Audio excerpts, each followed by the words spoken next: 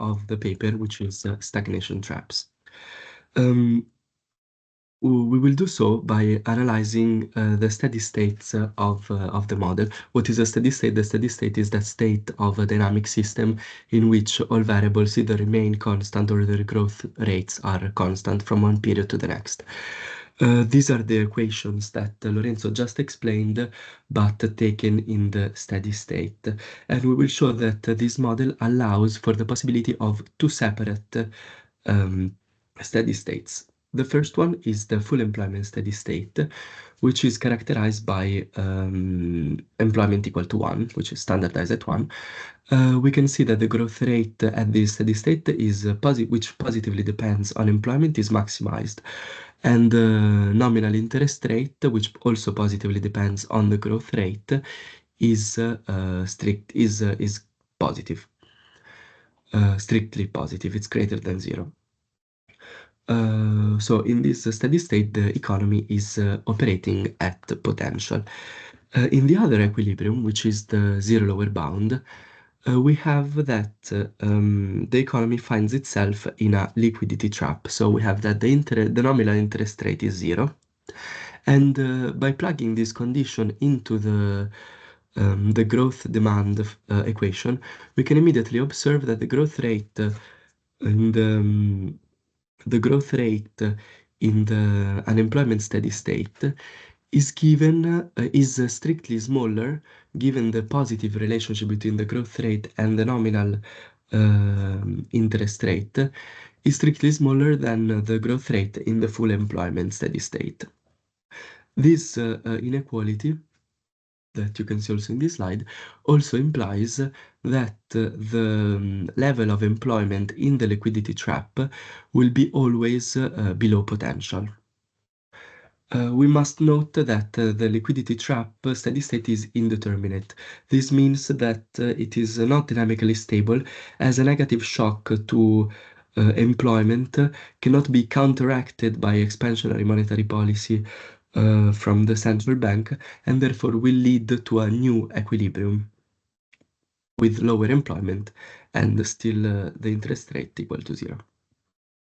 Here we have a graphical representation of the two steady states on the growth employment plane. As you can see, the blue line represents the investment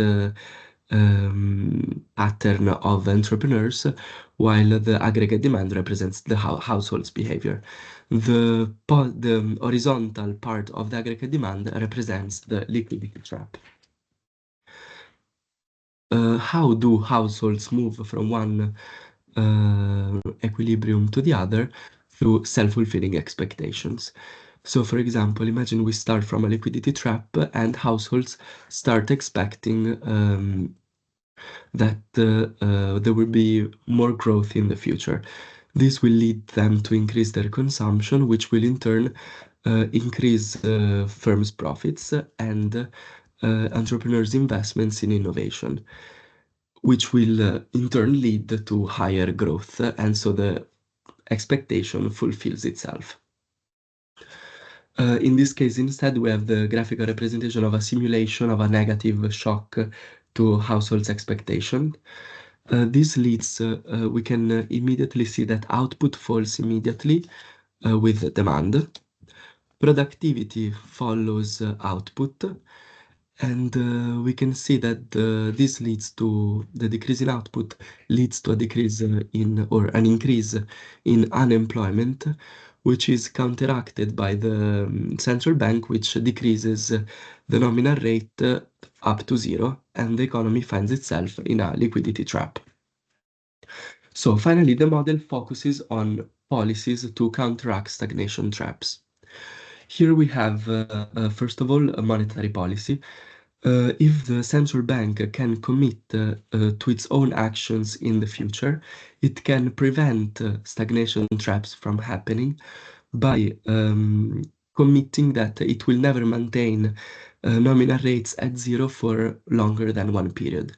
Therefore, this rules out the possibility of expectations of agents in the economy converging to a prolonged period of zero nominal rate, um, pr- periods of zero interest rates, which prevents completely the possibility of stagnation traps. Instead, under discretion, so if the central bank cannot commit itself to its future actions, um, this the central bank just simply cannot counteract stagnation traps.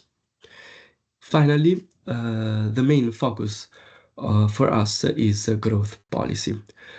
This paper shows that R&D subsidies to investment to entrepreneurs in our model not only can overcome inefficiencies in the innovation process by increasing the amount invested in R&D, but they can also, in the short run, stimulate aggregate demand and sustain employment during a stagnation trap by loosening the connection that is very tight in this model between profits, firms' profits, and entrepreneurs' investment in innovation. In particular, the authors consider a lump sum transfer, SJT, financed through a tax on households, and they show that this increases the value of investing in R&D for entrepreneurs, with entrepreneurs investing exactly the amount of the subsidy, even when the value of investing is equal to zero.